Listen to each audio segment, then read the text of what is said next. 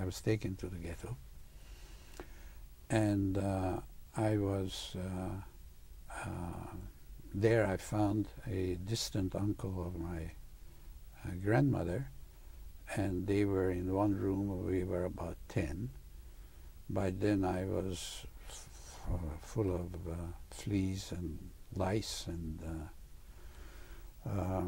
anyway, we were in the ghetto, and there was hardly any food. We got what they called the breakfast, which was a soup and nothing else. And at night, same thing, except maybe sometimes a small piece of bread. And I broke out in that my hands and knuckles were all filled with cysts. And so that was what happened to me. And we lived there for over a month, I believe, when the Russians occupied Pest. We were in the cellar, and the Russians went from one cellar to the next by knocking out the walls, and the Germans and the Hungarians were still upstairs, and they went through the below, and they caught them and shot them.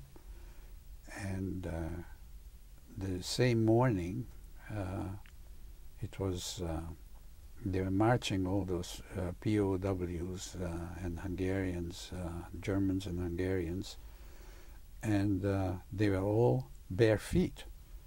And there was one in the middle of the column that still had boots on. So the Russian soldier that was standing on the corner went in there, yanked him out, took off his boots, and put him back in the column. Well, it might have been mean, but I had a great satisfaction when I saw that. And that's how we got liberated. By the end of the day, or next day, they cleaned out Budapest. No, they cleaned out Pest, but Buda was still under German occupation. And it took them about 2 or 3 weeks to get them out of there. So that was by January 45. My grandmother and I were free.